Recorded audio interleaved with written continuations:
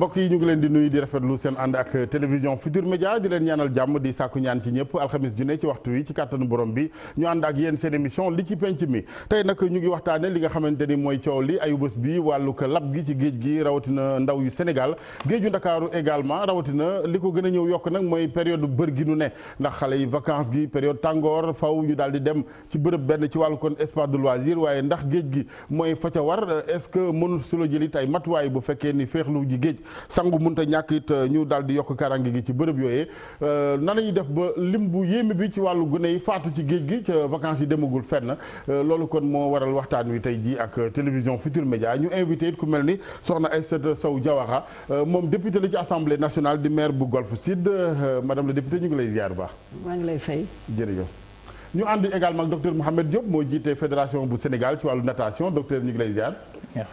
merci colonel Diatta colonel Ange Michel Diatta papa Ange Michel Diatta moom moo jiite ñi nga xamante ni mooy lépp luy bànqaas secours ak incendie ci Ndakaaru ñu ngi lay ziar bu baax mon colonel. Tandakha Ndiaye dootuñu ko présenté moom sunu doyen la ci jëf yi yàgg di ñu jàppale ci liggéey bi également Tandakha ñu ngi lay nuyu bu baax. ñu ngi lay fay di fay ñëpp. merci Tandakha Ndiaye brevet d'état hors classe ci wàllu kon natation ñu koy ziar bu baax Salif Sow ca Guédiawaye dinañ ànd ak moom ngir def un peu le point de la situation waaye ci wàllu reportage géej yi nga xamante ne das koy tere yi ñu terewul responsabilité parents yi également ndax jafe-jafe bi du mbiri rek kilifa yi donte ñoo ci war a jiitu ñëpp nag ndax ku ñu xam réew moom daanaka yaay numéro 1 ga waaye nit ñe ku ne la la war responsabilité parents yi yoruñu ay mala ubbi rek xëy dem ñu ba ngoon ñu tëdd si déedéet dañu war a ku ca ne ñu topp la xool la ngay nekk ci bëccëg ak it nes di def ba daal di kon may bu baax gët yooyu gune madame le député ñu tàmbali ak yow xam naa say càmmiñ dinañ ma ko nangul jox la kàddu gi ci rek li nga xamante ni mooy gis-gis bi nga am ci li ñuy waxtaanee tey ak cas yu bari ci wàllu noyaat xale yu bari yu faatu. jërëjëf maa ngi nuyu sa auditrices yi ak sa auditeurs yëpp di rafetlu invitation bi nga ñu def tey ndax dañu nekk ci waxtu woo xam ne dañ ko war a waxtaane ñëpp dégg ko kon nag defe naa ne invitation bi lu am solo la mu nekk nag loo xam ne ñun ca Géejawaay nekk na loo xam ne jaaxal nañu ndax façon bu ne def nañ ko ñun ca mairie ba waxtaan nañ ci depuis daaw ñu ngi ci dafa nekk géej goo xam ne dañ fay tere sangu waaye xale yi bu ngoon jotee da ngay gis ay car rapide di wàcc ay nit ñu yore seen i fourneau ak seen i baraada waaye bu ñu ñëwee du ñu yem ci attaay ba ñuy bëgg a def dañuy dem ci géej gi sangu da ngay gis donc comme ay oto yu ñëw di wàcce nit na ñoo xam ne dëkkuñu sax ca golf ndax Malibu bi moom mu nga nekk ca golf mu nekk nag plage bu weex bu rafet ñu def ci VDN bi nag ñëw mu gën a rafetati donc ñëpp dañuy wàcc si foofu ndax dafa accessible waaye wàcc bi li ci indi moo di waxtu wu ne ñu am ñoo xam ne dañ fay lab jéem nañu koo xeex def fa ay pancarte jël ay maîtres nageurs di leen fay teg ko fa bien que waruñu fa teg maître nageur ndax buñ ne kenn warul sangu boo tegee maître nageur ñu ne kon nañ sangu bu ñu bëggee lab maître nageur bi dinañu dimbale waxtaan nañu bu yàggul rek def nañu réunion ak sous-préfet ak commissaire ak mairie ba seet nu ñuy def pour xale yi bañ a ñëw waaye samedi bi passé préfet ci boppam dafa wàcc si sous-préfet wàcc si commissaire wàcc si ndax dañu jaaxle ci xale yi ni ñu meloon ci géej ga mel ni ay yemb bare boo xam ne bu sama téléphone tàkkoon léegi ma woon la imagé nga gis ne loolu lu doy waar la loolu nag dafa dépassé mairie dépassé état duñu wax ne état duñu wax ne mairie loolu yëfu parents yi la dëgg la ndax ñun woo nañu délégué de quartier waxtaan ak ñoom woo bàjjenu gox yi woo groupement féminin yi pour ñu waxtaan ak xale yi ci gox yi de sorte que ñi ngay gis ñuy lab ci géej ga dekkul waa golf mais feneen la ñuy jógee di ñëw bu ñu ñëwee nag ñoom ñooy dugg ci géej gi mënaluñ leen dara dañ leen di tere maître nageur dañ leen di tere commission environnement ñu nga fa ñu am sax bi nga xam ne mooy comité de gestion bu plage bi pour nit ñi bañ a sangu waaye da ngay gis da ngay tere nit sax mu ne la man lébu laa gënoo maa xam géej donc yooyu moom wax dëgg yàlla yëf la loo xam ne doy na waar moo tax sa waxtaan bi am ci solo merci beaucoup du yomb docteur Diop ci wàllu nag maintenant nees di def ba jël ci ay matuwaay parce que xam naa ni moom tere gune yi géej moom du xalaat moom donc lan mooy mesure yi ñu war a jël non li ma ci bëgg a wax lu njëkk li mooy yu mel nii ñu bañ ci dem ak émotion trop parce que liñ ci war a seetlu du lu bees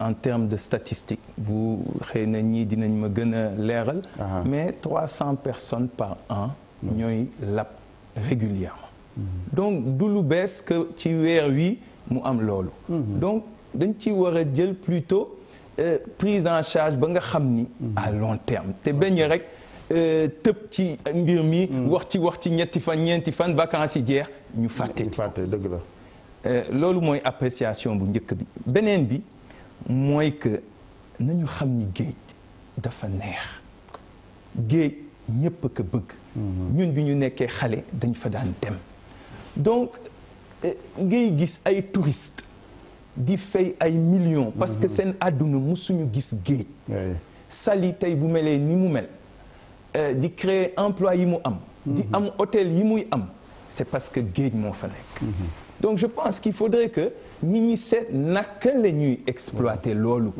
kooku c'est un bénéfice ci bépp domaine c'est-à-dire que tey ñi bëgg a def publicité am nañ fu ñu mën a dem ñi bëgg a jaay ay produits am nañ li ñu war a mën a def et di wax ñetteel gi mooy wax ji première prévention mooy nañu jàngal ñi féey parce que ku mën a féey di nga mën a bañ a lab te di nga mën a jàpp kuy lab donc loolu dafa mooy ñetti appréciation yi ma bëggoon njëkk a def c'est important surtout l'idée d'exploiter économiquement donc cette opportunité mais de façon structurante comme on dit souvent mooy baat bi xew di doon lu sax bañ rek tëb ci mbir yi bu nu delloo ci classe yi ñu fàtte colonel Diatta ci wàllu intervention yi d'abord xam naa ni foofu statistique yi moom yéeme na ni ñu ko waxee lan nga ñu ci mën a jox comme information évaluation li ngeen génnagum yéen sapeurs-pompiers.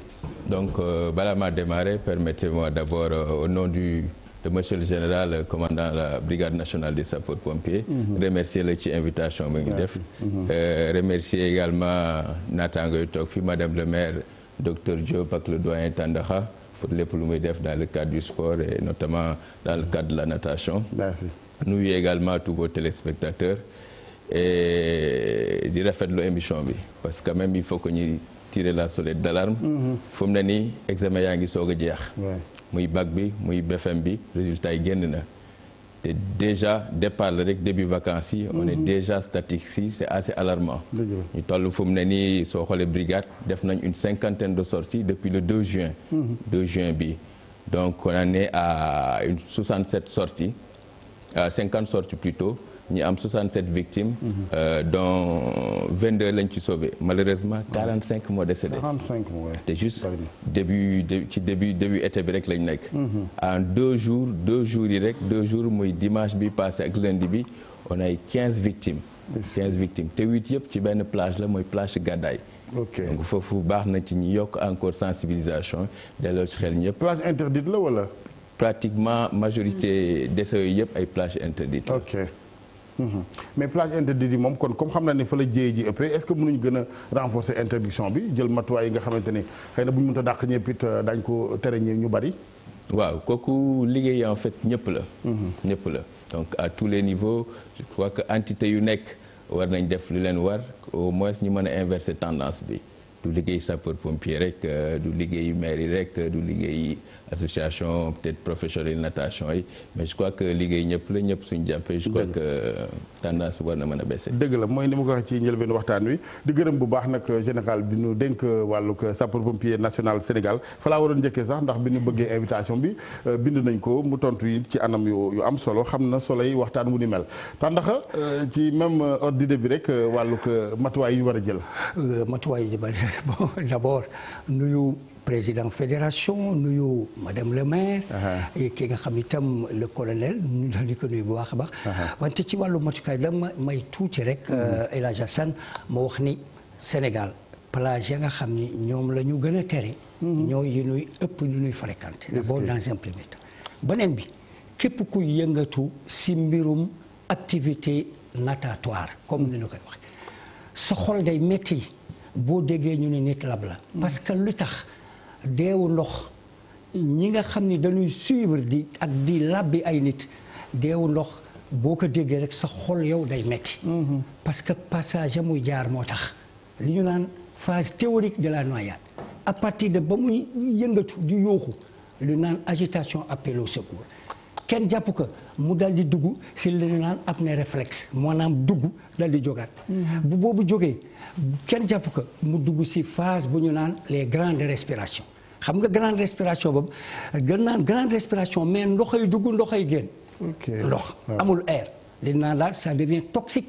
ça contient plus d'oxygène c'est le CO2 mooy dugg ci biir sang bi su ko defee kenn jàpp ko li nu naan convulsion asphyxique foofu ay deret ay mucosité ñooy dal gis nga googu métti de gis nga googu métti nga xam ne yow mii épée de Damoclès moo nekk sa kaw nga xam ne da ngay dee yow gis nga sa dee déjà muy ñëw bi la jàppalee nag ba foofu nga def lu naan apnée définitive mu dal di yem foofu loolu lu ko gën a métti moo tax ma ni matuwaay ba moom foo nu dugg si wax ka segg ka xool ba xam lan mooy dindi lii. dëgg la am na solo jërëjëf Tandakha ñu dem Guédiawaye ak Salif Sow Salif ñu ngi lay nuyu. waaw Salif. Alaaji Assane. Salif maa ngi lay ziar bu baax. maa ngi lay delloo ziar géej. mbaa nekkoo boori géej. jege naa ko. waaw am saw moom xam naa ni ma tooñ sama invité bi xam naa ni manewu leen géej Salif mënees nga na am le point xam un peu la situation actuelle foofu ci ay bés bi nu génn rek. waaw ay bés bi ñu génn Alaaji Assane fukki nit ak juróom-benn jàpp nañ ne ñoom la seen bakkan def ci géej gi nga xamante ni ñoo nekkee ci banlieue bu Ndakaaru maanaam diggante Pikine ak Guédiawaye. waaye Guédiawaye moom fukk ak benn lañ fi wàññi ñoo xamante ni seen bakkan def na fi nga xamante ni mooy diggante géeju gàddaay rawatina jëm géeju Mali bu jaaraale fi nga xamante ni moom mooy tefes bu amoo ciif.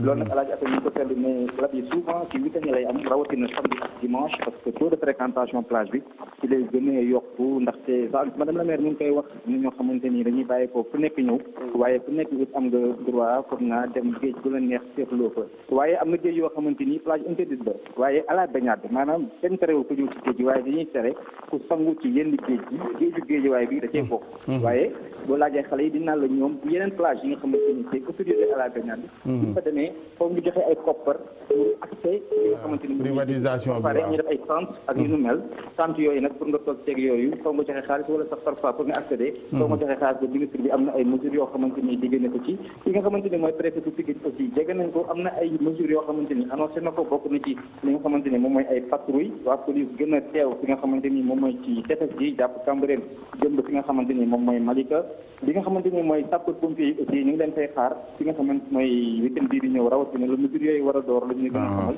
waa GMI yi aussi chaque week-end souvent dañu leen gis Malibu duñ doxantoo foofu gis leen foofu dem week-end yi passé rek GMI yi fekk nañ leen foofu nga xamante ni mooy rond point Malibu bi waaye mbooloo ma fa nekk xëy na moo leen ëpp doole ba duñ ko mën di maîtriser léegi nag ki nga xamante ni mooy kilifa yi wax na ñi nga xamante ni ñooy waa police aussi laaj nañ leen ndax loolu am na possible na nee nañ war nañ cee mën a def li nga xamante ni mooy seen liggéey waaye fi ñuy xaar tamit waa maire yi muy lu autorité locale yi fii wax rawatina administration bi mooy ñu jàppale leen li ñuy woowee ay surveillants de plage Alaaji Assane. Très bien ñaareelu laaj bi daanaka junj nga ko mooy effectivité des mesures kon sur le terrain manees na gis ne autorités yi mesures yi ñu annoncé yëpp ci wàllu patrouille ci wàllu renforcer ci wàllu tere gi ñu ngi koy dund ci plage yi foofu.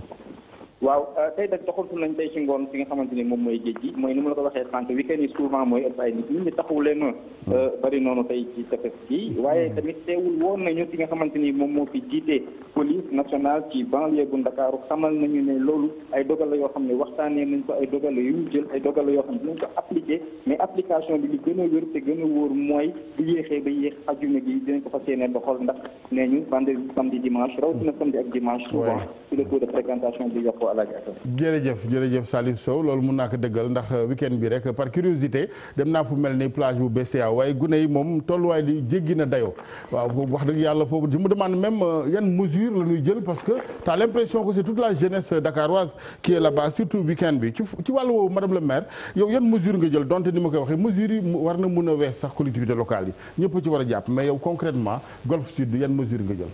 waaw ñun de mesures yi ñu jël wax naa la ko sànq junj naa la ko. waxtaan nañu ci sunu conseil municipal. dal di créer benn comité de gestion boo xam ne day nekk en permanence ci géej gi wut ay maîtres nageurs yoo xam ne ñoo leen di fay. ñu fa nekk itam en permanence waxtaan ak sapeur pompier. ak commissaire de police bi ak sous-préfet ba ñoom dañ fay wàcc ci sapeur yi dañ fay wàcc ci policiers yi ñu nga fa en permanence tamit. bañ dañ ko bi pour bañ oto yi egg si léegi dañu créer ay sabo. ku fa gaare ñu sabo ñu def la sabo. ñi fay dekk ak moto yi tamit léegi dañ leen ko tere. waaye loolu yëpp fi mu nekk man dama leen ne loolu taxul. li ñu bëgg ñu am ko. dëgg la donc li docteur wax sànq la rek mesure la boo xam ne vacances yi lay gën a metti moo tax vacances yi lañ ciy gën a appesantir. waaye da ngay xool li colonel wax diggante juin ak léegi. 45 morts loolu moom dafa bare lool.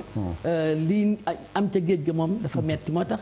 man damay xalaat am na réunion bu ñu war a defaat fan yi damay xalaat ne parce que bu yàggu rek jóge naa Saly gis naa ne la ko nit ñi di fréquenté yëpp dañu jël ay rocher def ko diggante géej gi ak suuf si ba nga xam ne ku ñëw mun nga yem ci pliaan yi yem ci suuf si mais doo yegg ci géej gi parce que ay rocher barke démb rek maa ngi naan nañu def beneen réunion woo cadre de vie ñu waxtaan ak ñoom ñu seet nu ñuy lëkkaloo comme mënuñu tere xale yi géej gi te xale yi dafa mel ni géej gi dafa leen di woo parce que da ngay gis ku lapp léegi ñu génnee ko tëral ko terewul ñeneen ñaa ngi dugg ci géej gi donc kenn xamul vraiment kee ngi tëdd jëlaguñ ko ñii ñu ngi dugg ci biir donc yëf la boo xam ne il faut que ñu pousser réflexion bi xool yeneen mesures yoo xam ne dina tax bu ñu ñëwee au moins kenn du yegg si ndox bi comme kenn mënu leen tere géej gi dëgg la xale yi ni nga ko waxee dañu am fit boo xam ne léegi mais docteur privatisation bi aussi parce que xale yu ci bari dañ ne boo gisee ñu dem ci plage interdite yi plage autorisée yi dañ ko privatiser ay bërëb yoo xam ne du toujours nga am koppar loolu tamit problème la mais balaa ma ci egg sax dama bëgg a yokkaat ci li mu wax ànd ci gis nga bu ñu jógee ci ay yenn manifestation religieuse lan moo xew ay accident lan la nguur gi def conseil interministériel maa ngi doon wax mbirum statistique sànq ci li ma lire de y a autant de décès par noyade que par accident sensiblement waaye loolu waroon na mën a tax nguur gi ne nañu woo toutes les composantes du mbiru li mu wax la moo mënu ko régler nañu woo sapeur pompier yi nañu woo armée nañu woo l'éducation nationale nañu woo toutes les entités ñu toog ñu ne naka la ñuy prévenir alors éducation nationale mën a conseiller ñi defar cahier yi pourquoi pas ci gannaaw cahier yi ñu def les 10 commandements de la ñuy diffuser quelles sont les plages télévision yi quels sont les spots kan moo fi mës a gis spot télévisé contre les noyades alors qu'on sait que pendant les vacances il va y avoir des centaines de jeunes qui vont mourir c'est vrai donc yooyu dafa laaj nag ngandim réflexion une prise en charge de l'État et man bon beneen aspect ñu ngi naan que xale yi dañuy dem mais fan ngeen bëgg xale yi nekk ñu ne bi ñu nekkee xale yi dañu daan football ci mbedd mi mais mbedd yi lan moo fa nekk léegi ay oto ñoo fa nekk ay xar yi ñuy jaay mais yooyu ñoo fa nekk fan la nit ñi di toog cette jeunesse là qui a besoin de tant d'énergie mais elle va à la plage et c'est un plaisir d'aller à la plage maintenant nañu seet comment aménager plage yi ba mu mën a doon accessible l'autre danger mooy boo nee elle va à la plage cette jeunesse da ngay supposer plage bi dalee ko teeru bàyyi Soogi ba xëy na Malibu mais bu dee ci fenn rek la ñuy dankalikoo fa ci des jaay nañ ko ay privé absolument ku amul xaalis doo fa dem borom barke yi mën nañ fa dem xëy na baadoole yi mais loolu aussi c'est un problème loolu mbir la il faut en parler parce que il faut en parler de cette privatisation cette plage là ñun bi ñu gënee nekk xale da ngay naan tey Anse Bernard laa jëm ëllëg fii laa jëm ëllëg fii laa jëm mais léegi amatuñu choix boobu et ça encore une fois c'est la responsabilité de l'État de préserver géej gi ñi mën fa accéder mais on se rappelle benn président bu doon wax kenn du tabax du côté de la corniche maintenant on sait fu ñu ci tollu donc c'est des choses qu'il faut que ñu seet ko et c'est tout cet ensemble là très bien en plus de maintenant jàngal nit ñi ni nga ko waxee à bas âge ñuy dugal yenn ci suñu système éducatif bi saa yu ne ñu ne war nañ ko xoolaat méngale ko ak suñuy besoins ak suñuy problème de l'heure mon colonel ci wàllu li nga xamante ni mooy seen nekkin ci plage yi da ngeen di xaar toujours mbir am ngeen ñëw intervention wala am na benn équipe brigade lañ koy tuddee wala équipe mobile boo xam daal sur place parce que j'ai l'impression que dina am problème accessibilité plage yi ma gis ne gune ni ñu fay demee même yow booy dem balaa ngaa egg rek ci jot géej ga di nga fa def ay waxtu waxuma la ak auto sapeur est-ce que am ngeen ay gars yi ne sur le terrain. donc merci beaucoup li ma bëgg a wax déjà mooy sapeur pompier en fait son rôle nekkul en fait surveillant de baignade. mais xam nañ problème. pas surveiller mais bañ a sori. par rapport à l'intervention. maa ngi ñëw. suñu rôle du nekk surveillant baignade c'est un peu plus large. Donc on a des spécialistes en intervention subaquatique moom mooy en fait plongeurs yi ngay gis. mais comme xam nañ am na ay problème maître nageur sauveteur ak surveillant de baignade. commandement bi bu été bi commencé ba léegi dafa déployer ay équipe c'est vrai que mënuñu am sapeur pompier ci plage bu nekk. mënuñu am sapeur pompier ci plage bu nekk. le commandement dafa def option prépositionner des spécialistes en intervention subaquatique ci yenn plage yoo xam ne dañ ko autorisé parce que paradoxe moom mooy plage bi dañ ne kenn du fi sangu yow nga bëgg a ñëw ne da ngay surveiller foo xam ne kenn du fi sangu c'est un peu paradoxal. Donc pour inciter les citoyens sénégalais et surtout à Dakar ñu mën a dem en famille sereinement dans des plages yoo xam ne c'est sécurisé am na sapeur pompier yaa ngi foofu il y a moins de risques. Donc depuis quand même été ba léegi il y a des sapeurs pompiers yu nekk ci yenn plage yi mel ni Gorée mel ni peut-être plage Mbatal ci banlieue bi donc pompiers yaa ngi foofu de 9h à 19h et chaque jour ba été bi jeex. Très bien loolu am na solo foofu laay waxee quoi parce que dama xam ne Ndakaaru xataay bi def naa ne bu jëyee amee. non pompier yaa ngi foofu sur place mais comme je dis si les certaines plages autorisées. Il y a également la ville de Dakar par exemple wala Rufisque am nañu aussi seen maître nageur. yu ñu jël il y a des collectivités qui se sont organisées aussi pour mën a assurer loolu. Très bien mais je précise que sapeur pompier mënuñ nekk sur toutes les plages et surtout.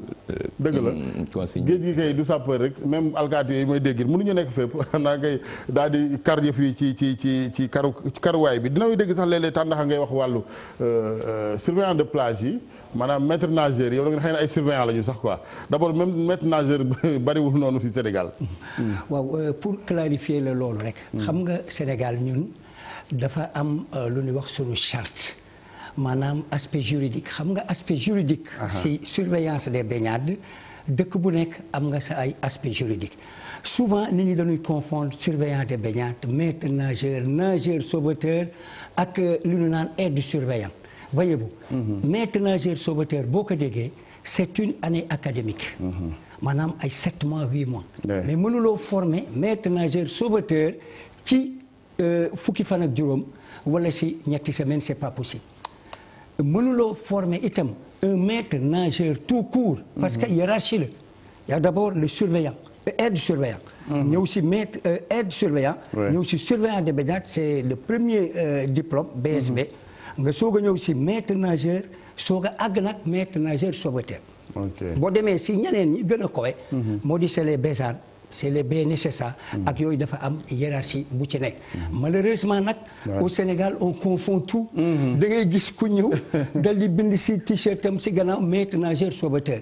alors que maître nageur sauveteur attention. dafa am une formation spécifique.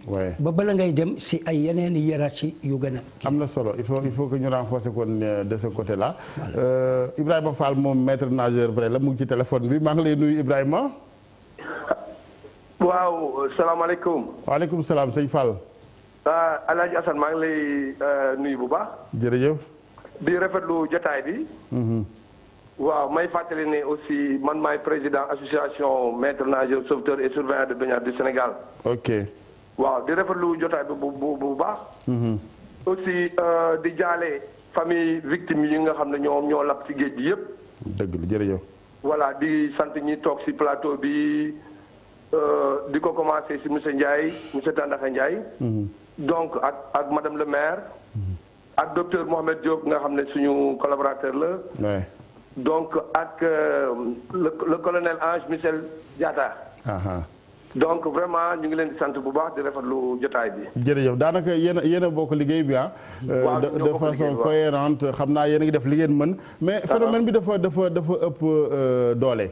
c'est-à-dire bu ko sax télévision yi doon wane saa su ne que les gens aient une idée quand même ci phénomène beeg tolluwaay yi dafa naa ni gars yi dañu dégg géej rek ñu foog ni benn dank mais c'est toute la population jeune pratiquement. nees mën a def ba wàññi bon amoo mbir les dégâts. waaw. loolu nag El Hadj Assane dina yomb expliquer. waaw parce que phénomène fréquentation des plages je pense que docteur wax na ko léegi donc bi muy daaneel Dakar ak ni mu bindoo ak plage yi nga xam ne moo nekkoon plage autorisée yi nga xam ne moo nekkoon ci Dakar. lépp dañ ko privatiser. voilà privatisation boobu moom moo poussé nit ñi nag nga xam ne amatuñ benn espace jeune. ci vacances yi donc moom moo leen poussé pour ñuy dem vers la grande côte voilà donc bu ñu demee ci grande côte bi. donc am na ci benn plage bu ñuy ooy plage Bessiao mooy ñun fi ñu nekk. voilà plage boobu elle faisait partie des plages interdites à la baignade. waaw mais bu ñu xoolee ne nit ñi kenn mënu leen tere ñu dem ci plage yooyu boobu donc ci la la ville de Dakar jëlee ay matukaayam yëpp ne daf koy sécuriser par des maîtres nageurs ak du matériel donc loolu moo taxoon. donc léegi plage boobu après ñu gis ne daal amatul cas de noyade donc léegi ñu renforcer sécurité bi au niveau de la plage. ba léegi amatul sax benn cas de noyade. yaa ngi wax baal ma Ibrahima waaw baal ma ci dog bi mais sécurité bi nga ne dañ ko renforcer dama bëgg concrètement ñu xam naka ngeen renforcer sécurité boobu est-ce que amul ay matuwaay bon su mu juumee na nga xam ne doomu Thiès bay wax de man géej moom xaw ma ci lu bari mais ay genre balise loo xam ni genre barrière ba xale yi duñu sori xam nga comme féexlu rek la ñu wax mais jarul ñuy fay ci biir bu ñu defee 2 mètres 3 rek ñu def fa genre loo xam ni xeetu mbaal dëgg la waaw dëgg la kay. dëgg la mais en fait ñun bi ville de Dakar jëlee mesures yooyu. ñun ñi nga xam ne ñun ñoo nekk sur le terrain ñun ñu di maîtres nageurs yi. oui donc dañ leen di essayer canaliser képp koo xam ne mës nga fréquenter BCEAO di nga gis. ñu délimiter les zones de baignade maanaam. di yamale nit ñi fi ñuy war a sangoo. ok voilà di leen organiser di waxtaan ak ñoom di leen wax ne même géej boo xam ne sax dañ ko autoriser. dafa am danger soo mënul fay. ok voilà mais. ñu ngi leen di encadrer. di leen sécuriser et puis di def ay balises donc di def ay signaux maanaam ay drapeaux. di leen wax ne zones yi dafa dangereux zones yi ak zone ak yu mel noonu. donc man dama jàpp ne El Hadj Assane donc mesures yi ville de Dakar jël. waaw ba déployer ay maîtres nageurs ci plage yooyu donc su ko yeneen maires yi jëloon.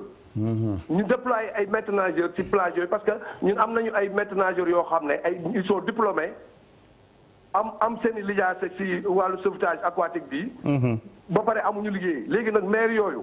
ah oui man mii di wax ak yow en tant que président il faut ñu recruter leen nageurs am naa benn plan d'urgence boo xam ne madame Aïda Sow Diawara boobu toog ci plateau bi.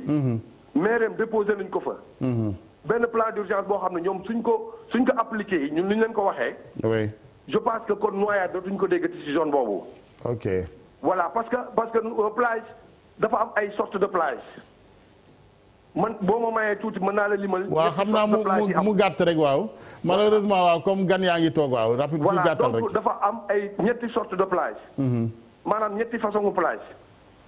plage boo xam ne dañ ko autorisé à la baignade mooy maanaam accessibilité bi secours bi yomb na. maanaam baignade bi. amul benn problème maanaam sango bi amul benn problème boobu dañ ko autorisé maintenant beneen bi ci topp mooy plage bu ñu tere plage bu ñu tere amul accessibilité secours. ba pare baignade bi dafa nekk lu ñuy tere aussi donc plage boobu kenn waru ko mën a autorisé. oui maintenant dafa am beneen ñetteeli plage mooy plage comme bu mel ni BCEAO comme bu mel ni Malika comme bu mel ni Guédiawaye comme bu mel ni Gadaye. plage yooyu accessible na ci nit ñi accessible na aussi ci secours maintenant li ci des mooy ñu jéem ko organiser. mettre en place un dispositif de sécurité teg fa maîtres nageurs yi ak sauveteurs yi ak surveillants de baignade yi. ok donc ñu mën a sécuriser nit ñi di leen encadrer di leen sensibiliser. c'est important daal vraiment mooy. on a compris Ibrahima jërëjëf loolu xam naa kilifa yi nañ ci bàyyi xel madame le maire wax na ci sa gox boobee ak plan d'urgence bu mu ne proposé na leen ko est-ce que jot nga ci d'abord. waaw jot naa ci courrier bi. jot naa ci courrier bi ba jox ko commission bi. dinañ ci waxtaan. buñ ci waxtaan pare woo leen. ñoom yeggale ak ñoom waxtaan. c'est important très bien mais responsabilité parentale également wax nañ ko sànq wax dëgg yàlla waajur nga ñu waxtaan ak ñoom it seen doom yi man je ne sais pas aussi léegi dafa mel ni gune yi moom dañoo të daal waajur yi. waaw xam nga ñiy dem géej seen parents yi duñ ko yëg. surtout vacances la ñu nekk. dëgg la dëggee xëy dem liggéeyi ji bàyyi sa doom ci kër ga. mu dem mais. il faut que ñu sensibiliser leen. man dama jaboot waaye defe naa ki mujj dem géej sama kër. dootul demati. ndax ba mu ñëwee paa bi da koo teg ci kaw table jël raccord. sama kër kenn xalaatul dem géej. même manège bi ma teg ci booru géej pour xale yi di bañ a dem ci géej gi. samay sët bu ñu fay dem dañ leen di gunge. ñu dem ca manège bi bu ñu paree ñu delloo si il faut que nag ñu jël sunu parce que dafa yomb trop ci damay lijjanti bi tamit dëkk bi daa metti waaw te bu duggee ci jéey ju di mel jafe-jafe yi gën a yokku donc vraiment parents yi tamit foog ñu wax ak xale yi moo tax sa émission bi am solo parce que bu parents yi waxul sa xale yi ñu ngi seetaan dëgg la donc ñu xam ne que dem ci géej gi baaxul dëgg la baaxul te day indi jéeye parce que bakken dafa foor bakken dafa foor te doom dafa sax ci xol dëgg la te géej gi am na sama benn dëkkandoo boo xam ne dafa bañ doomam yi dem géej bi dafay ànd ak ñoom ñëw lool basang toog di waxtaan ak ñoom ba seen ñibbi jot bi ñibbi jotee kenn ki ne ko fàtte naa samay dàll ci géej ca plage bi mu ne ko dama jëli ko te ñëw mu toog di ko xaar mu yàgg ñëw mu ne rakk ji dama seeti kee lu mu fay def mu ñëw ne ko defe naa dafa lap xam nga kon tamit am na loo xam ne tamit ñun li ñuy gëm mooy fatalité tamit dafa am bu yàlla ne fa ngay des da ngay des waaye nag moytu tamit moytu rek ba fatalité ñëw waaw moytu ba fatalité am na solo am na solo la jeunesse moom xam naa aussi am na ñeneen ñu ma gën a habilité surtout les animateurs ñu wax ak xale yi ndax léeg-léeg dañ ciy rax yoo xam ni genre biee gi ànd ak sa coro di wane ni maître nageur nga ca boo demee yaa nga jógee ca Pataar ñu baal ma waa Pataar docteur heure de baignade yi quand même aussi parce que wax dëgg yàlla kuy lab bëccëg nag masa kuy fay guddi waaw kooku moom fay foo nekkee yow kenn rek loo mënti aay loo mënti fay baaxul déjà loolu moom waxuma sax guddi être seul rek mais être seul rek kooku wóorul c'est pas recommandé mais dama bëgg dellu nag tuuti ak madame le maire ci mbirum responsabilité parents yi responsabilité parents mu ngi commencé ca jàngal sa doom mu fay responsabilité parent du tere ko mu dem géej responsabilité mooy mu jàng mën a fay ba nga xam ni ëllëg bu ma fi nekkulee wala kenn di war a lap à 5 mètres mu mën ko sauver aussi ça c'est l'idéal mais il y a une réalité qui est là économique. Quelle est la réalité nañu wax. la réalité de façon simple mun naa la ni am na njaboot yu tal nañ leen lu may. waaw inscrire seen doom natation. mais léegi ma tontu la ci loolu.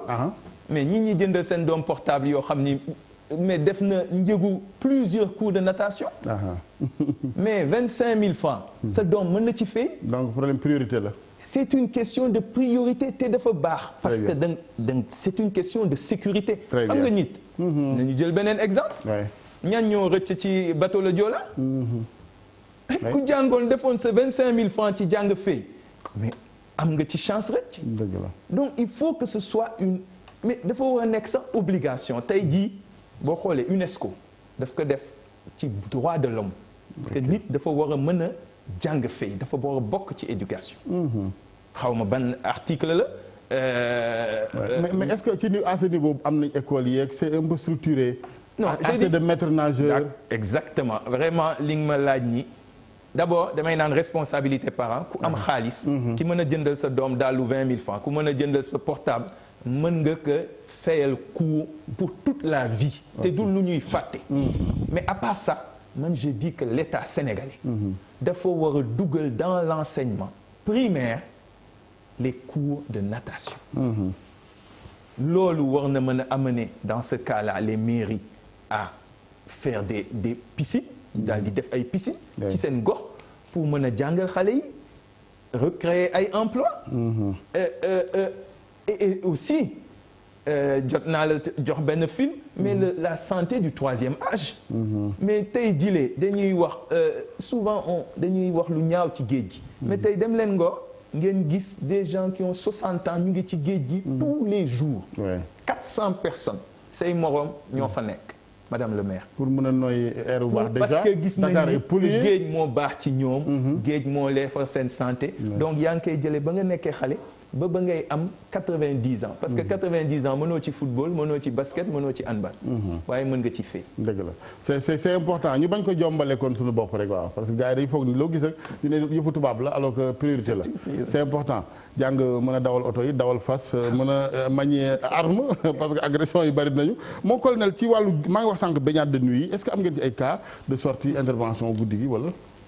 pas pour l'instant amaguñ ci. ok amaguñ ci c'est vrai que c'est un phénomène aussi. parce que si lu ñu mën a wax c'est pas corps yi ñuy repêcher des fois mën nga labe fii après le lendemain lañ lay gis wala le surlendemain wala des jours après. Et pas toujours fi nga labee. donc moo tax statistiques yi mënuñ jox exactement su dee guddi am na ñuy lab ou pas. mais c'est clair que entre kuy sangu bëccëg ak kuy sangu guddi. que y a une grosse différence et risque bi moo gën a ëpp. voilà guddi gi comme mooy dawal bi rek quoi guddi gi mooy ëpp. tout à fait ok merci Tandakha may ma ànd ak Cheikh Diop ci wàllu reportage ci géej gi nga xamante ni yi tere nañ ko ak yu nu nangul ñi nga xamante ni ñoo bëgg a feexlu ci Dakaaru ak pays bien évidemment ñëwaat ci waxtaan wi.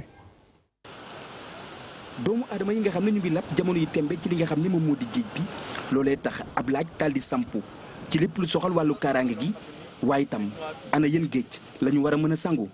du fekkente ne sangu bi am na risque ci ni gannax gi mel wala courant bi kenn waru fa sangu. ne plage interdite wala autorité nañ jàpp ne du plage bi ki fi ñëw di def sport wala ki fi ñëw di feexlu du kooku lañ ko tere mais ki fi sangu la ñu tere. moonte dey am na yenn ci ay géej yoo xamante ni daal dinañuy respecté bépp norme boo xamante ni dafa jëm ci wàllu kaaraange ñi de daal di ci toftal lépp lu soxal wàllu critère ci wàllu géej.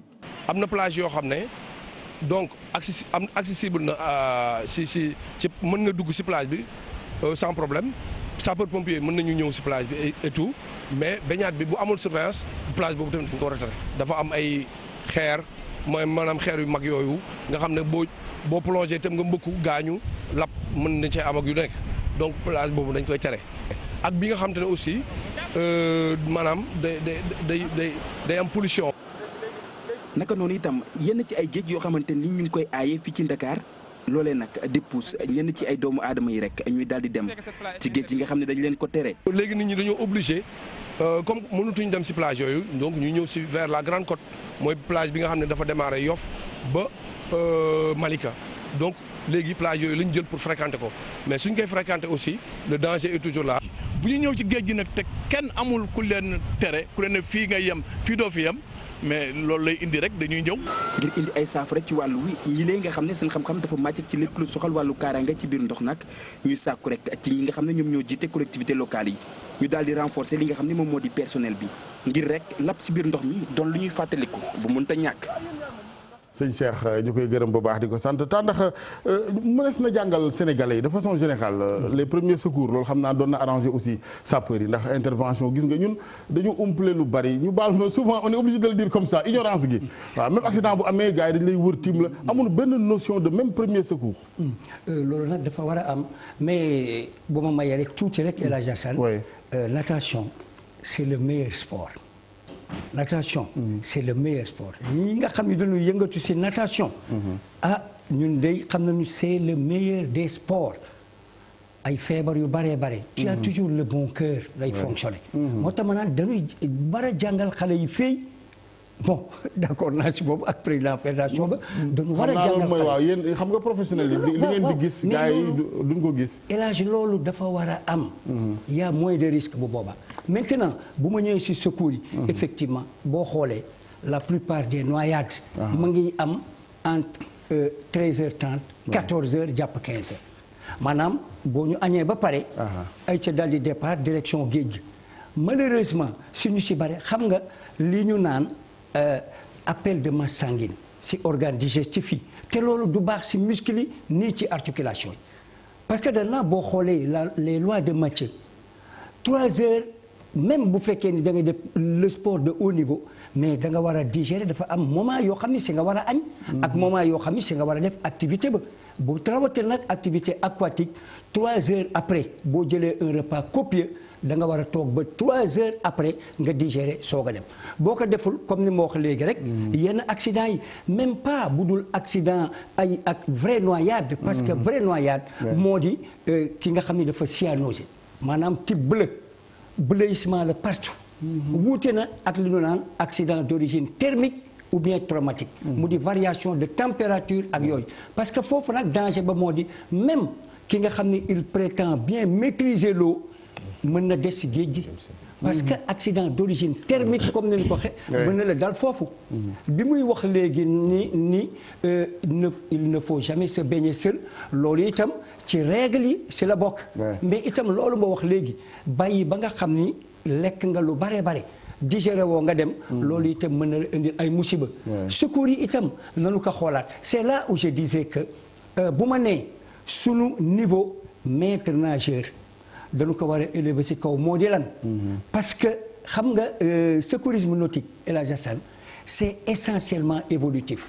Chaque 2 ans 3 ans yow bu fekkee nekkoo au diapason de ce qui se passe dans le monde yow sa bopp tu peux créer des problèmes ci victime bi parce que simplement da ngay def de fausses manœuvres. xam nga léegi bu jëkk da ngay gis ñoo xam ni dañuy utiliser naan méthode Nielsen méthode Sylvester méthode Schaeffer ces méthodes là sont bannies. léegi c'est dépassé. xam nga léegi lan moo am. c'est le défibrillateur cardiaque. ou bien nga am ce qu'on appelle le DSA. défibrillateur semi-automatique. est-ce que loolu autorités yi ñu ngi leen di suivre. est-ce que am nañu benn département buy gérer loolu. moi personnellement. j'ai écrit parce que man damay def ay formation en freelance. pas seulement au Sénégal mais hors du Sénégal. il y a beaucoup de pays yoo xam ni ak sama ay groupe ñoo xam c'est groupe français wala bon ça c'est une affaire privée. c'est privé waay. privé la. kooku def naa ko sama affaire bopp la tax nag ma defi ka moo di dama am un décret boo xam ne état du Sénégal après avoir étudié mes dossiers sa la nu ma ko joxe ba ma mën a dem si faneen bon soo ko ça me concerne sama affaire mais qui peut le plus peut le moins mënuñ la ko jox pour defee ko fii d'abord balaa ngaa dem feneen xam nga comme ni ñu wax El Hadj Assane je pense que on est dans un pays où l'on doit respecter nos autorités il y a un sapeur-pompier qui est ici je pense que la formation des sapeurs-pompiers sénégalais est une formation respectée et respectable. Il faut il y a des choses qu'il ne faut pas dire sur un plateau de télévision. Il faut faire très attention. Certainement, il n'est pas à l'aise pour parler de ça, mais je dis que les gens qui sont formés. waaw ñi nga xam ni dañ leen di former. sapeur pompier yi ñoo leen di former ak fédération sénégalaise de natation wax nañ fi sànq c'est pas au niveau du ci géej yi nga xam ni yu ñu autorisé le problème yi di am les yi ci gën a bare ci ñiy lab ci zone yi nga xam ni amu fa ay maître nageur ou surveillant de baignade terminologie bi amul ci solo li am importance mooy ndax mën nañ li ñuy def wala mënuñu li ñu koy def je pense que sapeur pompier yi jàkkaarloog mañ amuñu sañ-sañu joxe ay diplôme ay nit ñoo xam ni amuñu compétence maintenant est-ce que loolu dama ko bëgg aussi bien sûr non ci waxtaan lañ nekk leeral baax na ci waay président fédération daf ma dagg léegi li nga xam ne moom laa doon wax parce que man amee woon parole bi di wax li nga xam ne moom laa wax dafa am fu leer foo xam ne fii dama ko fa teg parce que man personnellement man sama bopp stage fii au Sénégal am na fii lu mat 7 stages yoo xam ne yii au Sénégal avec notre fédération man sama bopp j'étais le directeur des cours waxuma président stage de nekkuma ko j'étais le directeur des cours man mii li may wax xam naa ko bu baax a baax. maintenant sama mbirum bopp nag ça c'est mon affaire privée. on parle de truc privé sama affaire privée la kooku du ma si. mais l'un n'exclut pas l'autre état mun na tegal ay structures yu baax. exactement pour gën a yaatal parce que comme je dis mais le nombre de fréquentation de ces plages là état rek doyu ci sax. je pense que ni war nañ ko gën a mun a yaatal en tout cas moi c'est comme ça que je l'ai compris ça peut dire kenn werantedul seen xereñ ak seen courage n'est-ce pas waaw parce que même ñun jaan sax bu duggoon fii tey ñun ñëpp ay daw de woo leen sapeur donc vraiment mon colonel yéen amuñu seen pays quoi dafa am ku ne ci ligne bi asalaamaaleykum. waaleykum salaam wa rahmatullah. ñu ngi lay ziar sëñ bi. ñu ngi delloo ziar bu wér. fooy wootee Bawol. déedéet maa ngi wootee Tambacounda. waaw bu doon waa Bawol dina ma jaaxal de waxtaanu géej gi waaw. bisimilah maa ngi wootee Tambacounda. waaye Dakar laa dëkk dama ñëw liggéey si fii. ah dëgg la. waaw en fait dama amoon benn xalaat moo bëggoon doole ci waxtaan bi. d'abord di ko rafetlu bu baax. jërëjëf mais je pense que problème bi li ko mën a régler. c'est vrai que l'État a sa part de responsabilité. mais aussi ñun aussi war nañu xoolaat suñu bopp. parce que dernièrement bi ma demee Dakar par exemple dans plage Pointe des Almadies. da ngay gis ni foofu plage autorisée la waaye nit ñi mënuñu fa accéder li ko waral mooy. ñi nga xamante ne ñooy maîtres nageurs yi fa nekk ñoom ñoo jël def ay genre cabanon di ko louer léegi du coup population bi ci waroon a accéder. mënatuñ cee accéder. loolu mooy waral li ci ëpp nit ñi di ci bàyyi plage autorisée yi di dem ci plage non autorisée yi. je pense que problème de mentalité boobu aussi war nañ ci mën a travailler bu baax a baax. dëgg la et là c'est au niveau des maîtres nageurs eux-mêmes. ñoom ñooy jaay bërëb yooyu. ñenn ñi quoi. ñoom ñooy jaay bërëb yooyu. di ko def ay pàcc fii 500 fii 1000 francs. loo xamante ni c'est autorisé normalement tout le monde doit y avoir accès. mais dañuy jël di ko def noonu.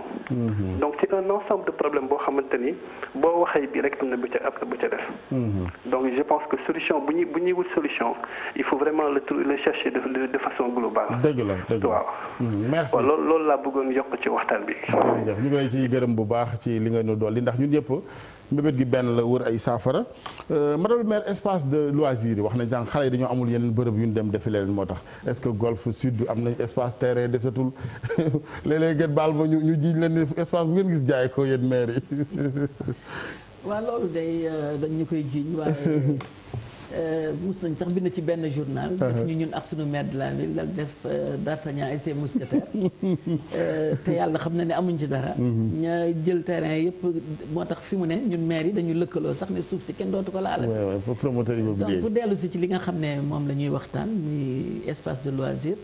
defe naa ne bari nañu ay terrain multifonctionnel ca Guédiawaye. xëy na espace yi nga xam ne moo am Dakar amu fa. mais am na ay terrain multifonctionnel yoo xam ne xale yi mën nañ ci fa waaye xam nga Guédiawaye dafa bare xale. donc terrain yooyu doyu leen. di nga gis benn terrain ñaar ba la ñetti groupe bokk ko kii day ñëw heure bi ba heure bi mu dem kii ñëw heure bi ba heure bi mu dem donc dafa nekk problème boo xam ne moo tax boo gisee ci wetu Malibu ba ma fexe ba ñu indi fa benn kii nu ñu koy tuddati ci wetu Malibu ba am naa fa benn kii bu xale yi di foy waaye parents yi ña dëkk foofu dañ ñëw ne ma naa ko fa jëlee ndax ñoom dañoo soxla espace boobu pour seen i man yéen du ma ko fi dindi parce que xale yee tax ma teg ko fi ndax ñu bañ a yegg ci géej gi donc espace de jeu boobu dëgg la parce que kër yi dafa xat xale yi xajuñ ci kër yi donc boo demee ci kër yi bu bër setee dafa mel ni xale yi dañ leen ne génn leen ci kër yi donc espace boobu lu am solo la pour que ñoom espace de loisir amuñu ko nag waaye loolu warul tax ñu dem ca géej ga waaw loolu de du justifié dem xaru ji justifié wul dem ca géej ga donc defe naa ne même géej gi war nañ koo mën a def de sorte que dina nekk espace de loisir te du ñu yegg ci géej ga donc solution yi ñu war a trouver la rek ay waxtaan la ñuy def di réfléchir ba trouver solution yoo xam ne bu xale yi ñëwee dootuñu yegg ci géej gi solution bi daal mooy def barrage boo xam ne bu ñu ñëwee duñu mën a yegg ci géej gi man loolu laa trouvé comme solution te loolu laa proposé tamit sama mairie pour ñu waxtaan si loolu la boo defee sa borom def dina tane donte ni ma ko waxee problème bi dafa Dakar ci boobu li mu yanu la attanatul am na kuy wootee Malika sëñ bi ñu ngi lay nuyu El Hadj Assane ñu ngi ziar baax. dellu ziar yow la kan. monsieur Cheikh Tidiane Ndiaye j'appelle de Malika la. Cheikh Tidiane bisimilah sëñ Ndiaye. waaw ñu ngi rafetlu émission bi. jërëjëf. di nuyu ñu toog ci plateau bi di leen nuyu baax. bon man di damay dolli sant yàlla ndax fi ma dëkk ci Malika bi nii vraiment yàlla def ni sama doom la fi en 2002 ci plage Malika bi. mais oustaz kii El Hadj vraiment man di je crois que ce que je demande vraiment. les maires là.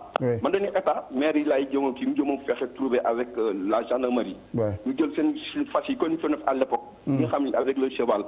ñuy balade ñu fi entre fii CBAO BCEAO ba Malika. ndax foofu dafa des plages yi nga xam ne dafa neex a sangu te ma xale yi yi du ñu war a féexlu ci taat filaaw mais dañu toog ba caag bu ngi sang comme ni ko le kii wax léegi le comment dire monsieur Ndiaye la man sama doom bi muy laf c'était comme ça dafa la añ ba suur naan ataay rek dem noonu la ñu yàlla def lii gën ba benn seex bi quoi yàlla loolu dawal mais maa ngi koy sant yàlla dëgg la Ndiaye jërëjëf mais nag vraiment maa ngi demandé que les pères de famille ak ñu jéem a fexe sensibiliser seen doom yi ndax plage Malika ak fi xale yi ni ñëwee géej gi te géej gi dafa en mouvement day toog ba càgg géej ubbeeku ba tey maa ngi romb di entraîner ak sama vélo maa ngi plage baa ngi fees dal ak ay xale léegi nag maire yi da ngeen jéem a fexe wut ay maîtres nageurs mais plage non autorité yi il faut autorisé yi nan fi wut ay maîtres nageurs ñu leen fay placé comme ça xale yi wala nga jot ñi nga xam ne gendarme ñoom bu ñu gisee bërëm tëñ nan ragal su amee ay fas yu doon jël borom fas yi élage ñu nekk ci taxaw ci plage yi xale yi dañuy ragal mais tant que gisuñu homme de tenue xale yi duñu bañ a géej. maa la ko wax am na technique yi yàqu ci dara waaw gars yi moom alkaati lañu ragal.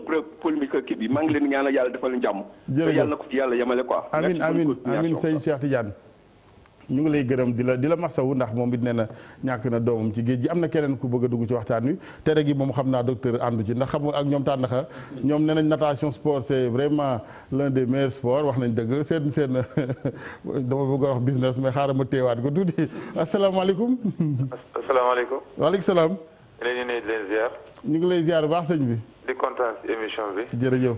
man benn proposition rek laa bëggoon def. ci mbirum lab bi. oui. mooy ministère de l'éducation nationale. ministère de l'intérieur. fédération natation. oui. ñu créé benn commission boo xam ne soo xoolee fin d'année. toujours ëpp da ngay gis benn classe bu am 70 élèves. waaw dem sorti. sorti yi waaw. ànd ak maître bi donc de maître bi si place bi lay toog xale yi de maître bi kenn su mun fee. dëgg la. donc suñu jëlee commission boobu léegi béykat élèves yi dem sorti ñu bind IA bi bind fédération natation wala ñi yore maître nageur ñu accompagner benn maître nageur sauveteur surveillance bi na am. wante saa yi boo tijjee Sénégal gis benn xale lab sa xol dafay jeex. donc comme damay ñaan yàlla commission bi daal suñ ko mënee mettre en place. te bu mu yem si ay ñetti weer ñaari weer. at bi yëpp la war a durer. de façon continue waay. voilà loolu rek laa bëggoon si ce n'est déjà le cas ñu ngi lay gërëm docteur loolu amagul commission wala xeetu fu ngeen di yëgoo. amagul mais bon nañu xam ni aussi affaire u lab affaire u dunia la c'est pas Sénégal. oui nañ ko xam. dans les statistiques. 15 minutes bu ne. 10 personnes day dee dans le monde. ah mais moytu ba dee ñëw nag docteur. voilà moytu rek donc loolu laay wax non dama bëgg ñu xam ko. et ñëpp ci nag jóg pour def ko un problème bu fondamental maanaam loo xam ni dañ ci war a jóg. ok dafa li ñu mën a wax mbirum santé publique la. dootul loo xam ni dafa kii bu ñuy wax 300 personnes yuy dee chaque année. ah oui mbirum santé publique la donc politique de santé publique war na ci taxaw. et ñi tooguñu par exemple man ma wax la suñu fédération mais ñi yaa ngi jóge ba Monaco di ñu jàppale par ay coût de ay millions pour mën a jàngal juróomi at yu mujj yi. jàngal nañ ci booru géej 1500 jeunes chaque année di leen jàngal pour aar leen. ci ñu lab muy Wakaam Teeru bi Gorée. Yoff est-ce que impacté na ci le nombre de noyés. mënul impacté wàññiwu. waaw non je veux dire que déjà le fait que prévention am. que nit ñi nekk fa tous les matins ci vacances yi dafa di lu am solo. donc moom laay wax ni fu nit ñi di jógee bitim réew di massawu suñuy problème ñun tamit suñuy autorité war nañ mën a ne lii nañ ko jël du mbirum mairie du mbirum kii question de nationale donc dañ ko war a jël comme un problème national ne nan la ñu war a def pour que lab yi wàññeeku ci dëkk bi. très bien ñu enchaîné mu doon kàddu yu mujj yi chers invités lan nga gis ne mooy matuwaay yi principal ñu war a jël ñu daal di enchaîné benn yoon yëkkati li ma jotaay gis premièrement nañu sensibiliser nañu sensibiliser te kooku ci domaine yu ne ci ñu ñu war a lekkee ni ñu war a explorer mais nañu sensibiliser ci noyade yi avec tous les moyens de l'État surtout la presse étatique daf ko war a def dëgg la beneen bi nañu jàngal nit ñi feey ni ngay jàngalee poids hauteur ci école ya noonu lañ la war a jàngalee feey ku jàng feey da lay aar ci lab te di nga mën a sauver nit ñaari mbir yooyu pour que nit ñi def programme mais mbirum noyade dëgg la dina wàññeeku bu baax a baax am na solo mais mënuñu fi def loo xam ni taf non ça on reviendra chaque c'est dans la durée voilà ak it saxal ko ci nit ñi surtout ndaw ñi élèves yi kooku moom ànd naa ak yow di la gërëm nag comme baat bu mujj bi la di la gërëm ci émission bi merci di gërëm ñi fi nekk ñi contribuer et vraiment approche bu rafet merci en tout cas système éducatif bi ñu ciy gën a insister ci wàllu natation ak yenn langue même anglais bi nga xam ne léegi ku ne xam nga ni sur le plan mondial bàyyi ba nga toll ne say waajur yi bëgg laa jàngal anglais bu ko defee balaa ñëw dugal benn moo sa bopp bi rek am na ñu tey jii kër gi ba leen doon kaay làkk anglais régime bi surtout mais doo bàyyi nit ki ba mu dëgër ba mu dër kii vraiment à bas âge lañ war a ji yu ni mel ci xale yi ñu màggaale ko bu ko defee sawee seen bopp sawee seeni voisins madame le maire lan nga gis yow yan suggestion ngay def au delà même de votre mairie état bi. waaw man li ma gis moo di ñi nga xam ne moom mi président. natation ñoom nañu jàngal xale yi fay gratuitement waaye ñoom tam dañuy fayeeku te xam nga nag jamono neexul ñii la amuñu doole pour fay ji natation. donc ñoom foog ñu def seen partition. comme wax na léegi ne dafa bëgg ñëpp jàng fee. nañu def seen partition ñoom it. di wax xale yi ñu ñëw di jàng fee gratuitement. xam nga léegi Ndiaye mu ngi wax ne am na affaire privée. citoyen esprit citoyen bi dugal ko ci Sénégal d'abord sa affaire privée bu dëgg la moo lay tax nga dund mais dimbaleel sunu doom yi ak sunu sët yi ñu mun li nga mun ndax bu ëllëgee ñu mën a aar seen bopp aar ñeneen ñi nga xam ne dañuy kii mais ñoom ñu ngi ci ñaari wàll yëpp day yàgg nañ public di leeralam ñun mouvement associatif lañu duñu fayek amul kooku moom dafa notre engagement est un engagement dafa bëgg wax sur le plan communication mais par contre mouvement associatif dëgg la waaye man damaa xam ñu bari ñoo xam ne dañuy fayal seen doom pour ñu jàng natation te boo demee di nga fay 5000 wala 10 000 mais ñun Géejawaay yow 5000 boobu mën nga ci lekk ñaari fan da ngay tala dem fay ji natation bien que c'est vital mais li vital mooy li ngay def ci sa biir par bés donc loolu mooy réalité réflexion bi dëgg la waaw mais docteur bàyyi ma yàggal mu ngi ci dernière minute da nga tëj ba pare bàyyi ma tëj donc loolu dafa nekk loo xam ne li mu wax la il faut que ñu defaat beneen waxtaan boo xam ne si sunu biir la waxtaan trouver ay solution parce que kenn ku ne war nga ci def dara lu ñu wax ñu ne maire yi waaye maire yi duñu ay messi te nit ñi nañu foog ne ay messi la ñu war nañoo mën a faj soxla yëpp donc yëf yi c'est une réflexion globale bu war a jëkk ci biir kër yi ci biir kër yi la war a jëkk ci yaay yi ak papa yi waxtaan ak doom yi en tout cas lépp bu ñu fee xat ni ñu koy wax dañ lay gërëm di la sant ci waxtaan bi di gërëm colonel parce que wax dëgg yàlla man dañ may dimbale bu baax a baax fu ma leen woowee rek ñu ñëw sapeur bi nekk Guédiawaye vraiment ñu fu ñu ko woowee mu ñëw kon comme yaa leen fi toogal dañ leen di gërëm di leen sant vraiment ay jàmbaar ngeen lu munti xew rek ñu woo leen te doo leen xaar sama ñaari càmmeñ yi nag vraiment ñëpp ñoom sant naa leen loo xam ne daal bu ñu génnee fi dañu gën a waxtaan il faut jàngal xale yi ma di leen gërëm di leen sant jërëjëf Adja mon colonel yéen suggestion déjà balaa ñuy tàggatoo rek yéen sapeur lan ngeen gis ne war na mun a wàññi yëfi dégâts yi voilà déjà balaa ñuy yegg foofu nga may ma tuuti ma rassurer le doyen Tandakha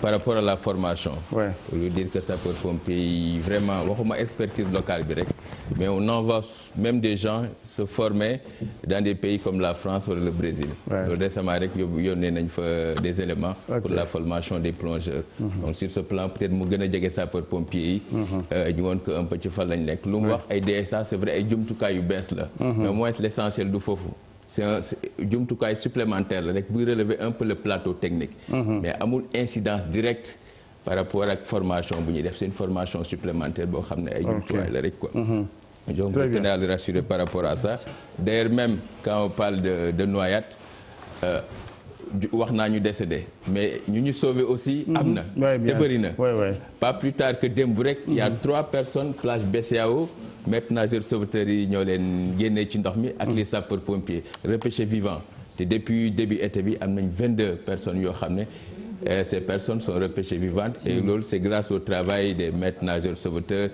et des sapeurs pompiers maîtres nageurs sauveteurs yi ñu bëri sapeurs pompiers ñoo leen formé depuis quand même des décennies et formation bi moo ngi continuer ba léegi ñoo ngi ñaax juste les élus locaux ñu mën a ñëw les sapeurs pompiers sont là disposés les formations on les fait même le secourisme dañ koy def sax daayira yi dañuy ñëw ñu leen di former écoles yi dañuy ñëw di leen di former semaine prochaine je vais envoyer des éléments ñi dem centre de sauvegarde pour former en secourisme xam ngeen ñan ñoo nekk ci centre de sauvegarde donc suñu demee ñooñu ñëpp dañ leen di former donc léegi wax nga léegi responsabilité parentale mais moi je vais aller au-delà c'est vrai que parents yi am nañ responsabilité mais responsabilité bi elle est globale yow fu mu ne nii yaa ngi def sa émission c'est bien bëgg naa année prochaine été bi suy commencer juste nga am benn émission sensibilisation sur ça tey am na benn imam bu ma woo je crois que Babacar Seck la tudd nee na pour xutba vendredi bi statistique la soxla comme ni nga ma wooyee jox naa ko j'ai eu à discuter avec bu dëkk si Kambaaw ñi on a discuté un peu sur le cas nee na peut-être homiliam dina ko dugal donc ñëpp mën ci jàpp muy élus locaux muy la fédération muy les personnes ressources surtout vous les journalistes pour la sensibilisation comme ça kii bi au moins ñu mën a inverser la tendance am na solo mon colonel yaa ngi dëggal li ñu wax sànq rek ne que mbiru ñëpp la loolu vraiment c'est valable pour tous les secteurs ah Sénégal nag dañu bëgg rek même ci presse beeg fu dee waxtaan yi ñuy gën a yaatal sujet yi n'est-ce pas sëñ Tandakha waaw El Hadj Assane man fi muy terminer bon c'est vrai que man ak sapeur pompier on est des partenaires yu mag dara mënul yàq suñu diggante ak sapeur pompier dans la mesure où ce matin tey jëlee sama matinée yëpp foofu laa ko passé colonel bi xam na au sapeur pompier fa laa nekkoon ce matin la may travailler li tax man ma am lijaasa yi nga xam ni moom la ñu ma jox mu di agrément wu état bu Sénégal foofu la jaare parce que protection civile ñoo ko étudier ba ministère yi mën ko signé ma ngoog madame le maire nag li muy wax ni pour jàngale fii noonu ñun amuñu ci problème boobu man dama ni xale yi na leen bàyyi nu jàngi fii ce matin bi ñu may woo pour ma ñëw fii dama nekk ay groupe laa amee di jàngal fii pour vous dire parce que loolu moom kenn mënu ma ci dindi jàngal fii kenn mënu ma ci ça sama affaire bopp la ma di ko def maintenant nag am na lu kii wax fii léegi président fédération protocole yi mais dañu bare je crois que colonel bi ne va pas me démentir il y a beaucoup de protocoles yu ñu signé entre des ministères ministère de l'intérieur ministère de la jeunesse ak l'association des maîtres nageurs yooyu yëpp signé nañu que mais protocole dañu ko ranger ci tiroir yi application bi y en a en pagaille yooyu chaque fois Sénégal dafa mel ne on banalise tout bu ñu waxee ba pare ni lii lañu jàpp dal di ko jël sànni fale li ma wax daal moo di nañu organiser le plan de la sécurité de l'organisation de la sécurité et des secours ci plage yi jamono ñooy c'est important organisation vieux bu fekkee ne auditeur bi demul wala téléspectateur bi plutôt dem na waaw taaxirlu gi moo yàgg ñu koy jéggalu seen serveur bi itam day saflele en tout cas ñu ngi gërëm ñëpp docteur bu amee ay doomam sa temps d'antenne jeex na de non bu amee ay doomam na leen yónnee tous les matins à Ngor à Ngor na leen yónni dinañ mën a jàng fay gratuitement tous les matins où ça à Ngor ci plage u Ngor bi plage bi rek ci plage u Ngor bi ok Babacar Djilé Dieng ou il y a un projet de la fédération bu fa nekk boo xam ni dañuy jàngal nit ñi pour ñu ñëw pour ñu fay waaw vraiment et loolu nag damay wax que c'est merci docteur jërëjëf docteur Diop je voulais juste jël la balle au rebond c'est vrai que jàng fay baax na et d'ailleurs sax ñu bëri ñoon di c'est pas parce que ñi lab ñëpp mënuñu fay ñu bëri sax dañoo mën fay donc jàng bi baax na par rapport à tout ce qui a été dit ici mais soo ko jàngee aussi plage bi nga koy def su ñu waxee plage bi kenn waru fi sangu c'est que dafa am lu tax il y a beaucoup de critères ñi classifiés donc ñu moytu un peu jàng bi baax na beaucoup de vertus ci jàng fay mais nag sooy dem fay nga dem fay plage boo xam ne c'est autorisé. loolu laa bëggoon préciser. très bien en tout cas xale yi daal nañ jéem a diversifier les activités ñi dem ci nawetaan ga ñi dem seen petit gaal ak feneen ñi dem géej effectivement mais bu ñëpp dankalikoo Malibu man daal li ma gis bee jaaxal na ma macha allah catu ma seen i doom mais xale yi daal macha allah xam naa ni jiite réew mi ku koy déclarer sa candidature da ngaa xamul li fi nekk ñu ngi leen di gërëm mbokk yi di ñaan jàmm ci réew mi di ñaan autorités yi ñoom ñoo jiitu ci lépp ñuy waxtaane leneen lu may politique ak ay mbiri parti ki alliance nañ waxtaane social gi gën ko waxtaane bokk parce que ña nga ca naam mais au moins par rapport aux noyades là ñu jël ci ay mesures concrètes et puis de grandes mesures ndax vacances yàggul ay quelques mois la ci xale yi bu ñu leen seetaanee bëgguma doon oiseau de mauvaise augure mais fi la ñuy nekkaat di wàññi ay bakkan yu faatu yàlla nañ ci yàlla musal di gërëm tous les invités Tandakha Ndiaye vraiment breveté hors classe d'état ci wàllu natation colonel Ange Michel Papa Ange Michel Diatta bu sapeur pompier ñu ngi lay gërëm baax di gërëm général bi jiite vraiment tout ce corps là qui a beaucoup de mérite ni ñu koy waxee ñoo ko alkaati gendarmerie wax dëgg yàlla seen bakkan ca kanam ca moo ne ay borom kër lañ nañ ñëpp waaye fu mu ñàngee rek ñun ñoom la ñu yaakaar muy gendarmerie xaaju guddi li nga xamante ni mooy patrouille yi avec tous les risques du métier bien évidemment c'est leur métier mais au moins ce mérite là ñu bañ ko di fàtte ci mboolam takk der yi Sénégal les maires également ay jàmbaar lañu waaye ku ne xam nga ni aussi loxoy jotul ginnaaw gi noone donc moo tax sax état bi war a jiitu ci wàll woowu dotation yi am po baax na waaye bakkan a gënati nañ ko gën a yokk docteur Diop fédération natation war nga mën a gën a dem installer benn bànqaas nag ay Thiès ak zone yi nga xam ni parce que Dakar ñu xëy na am nañ une petite notion mais man ak Vieux Diop buñ ci duggoon tey jii Vieux fële ca kër maam Alaaji la bàyyikoo ca Thiès di koy gërëm la régie les caméramans yéen ñi doon seetaan di masawu ñu ñàkk seen njaboot et puis di woo parents yi ñu gën a bàyyi xel gune yi waaw daw dépense moom du lay ndax boo dawee dépense teg ci ordonnance ak daw ci morgue yi di wër sa doom mu gën fee metteeti il faut dire les choses comme telles ba alxames ak jàmm incha allah.